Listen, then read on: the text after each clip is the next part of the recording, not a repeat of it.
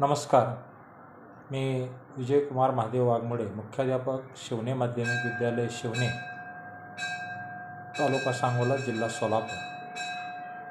आज आपल्याला आजचं शिक्षण आणि शिक्षकाची भूमिका या विषयावर या ठिकाणी विवेचन थोडक्यात करायचं आहे. आज आपल्याला शिक्षकाला पूर्वीसारखं मानसन्मान केंद्र उरलेलं नाही. शैक्षणिक व्यवस्थेमधील व्यापारीकरण आलेलं आहे, समाजामध्ये बदललेली मूल्यावस्था आलेली आहे आणि तंत्रज्ञानाचा अतिरेक आणि शैक्षणिक दबाव यामुळे शिक्षकाचं स्थान डळमळीत झालेलं आहे.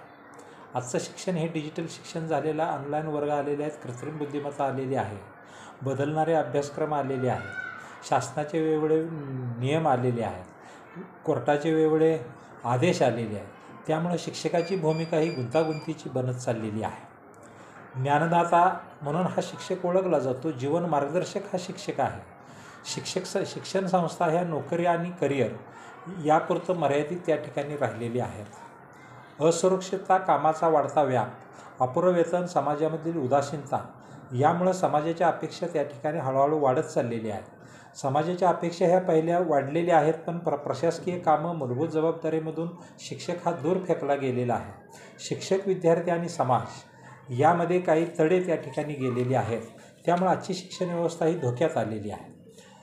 त्याचबरोबर शिक्षण ही सेवा न राहता ही व्यापारीकरण झालेलं आहे. पालकांचा, संस्थांचा हस्तक्षेप वाढलेला आहे.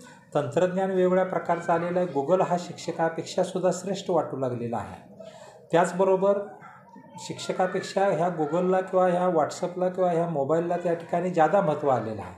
सर्व बाबतीमध्ये समाजामध्ये त्या ठिकाणी समाजाची मूल्य आणि ऱ्हास, संस्कार या शब्दांची जागा आता करिअरनं आणि पैशानं त्या ठिकाणी घेतली गेलेली आहे. समर्पित शिक्षक आणि पैसा आणि ही सगळी जी दिशा दिलेला समाज हा इतिहास घडवतो.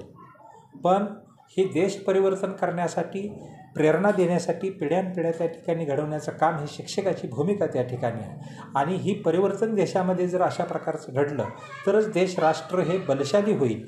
देश हा पुढं आघाडीवर, जगामध्ये एक सर्वश्रेष्ठ त्या ठिकाणी देश होईल. वर्गात आणि वर्गाच्या बाहेर बरीच आव्हानं त्या ठिकाणी समोर आलेली आहेत.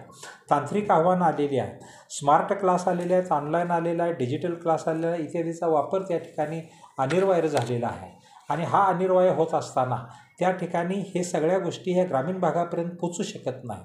त्याबरोबर अशैक्षणिक कामं आलेली आहेत, व्यवहारामध्ये ताण आलेला आहे, व्यवस्थापनामध्ये ताण आलेला आहे, त्यानंतर उदासीनता आलेली आहे, शिक्षक निरुत्साही झालेला आहे आणि नैतिक अधपतन हा शिक्षकाचा सन्मान त्या ठिकाणी कमी करत चाललेला आहे. शिक्षकाने सुद्धा आत्ममूल्य त्या ठिकाणी जपणं हे गरजेचं आहे.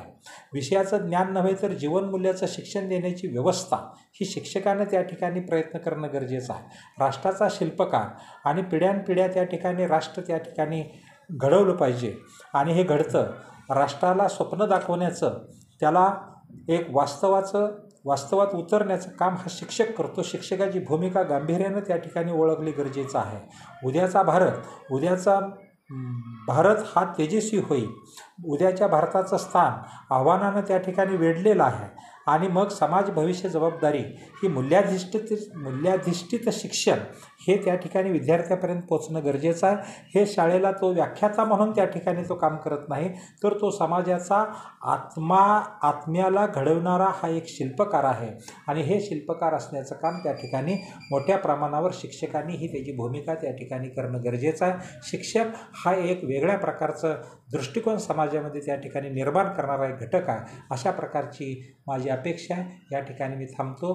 जय हिंद, जय महाराष्ट्र.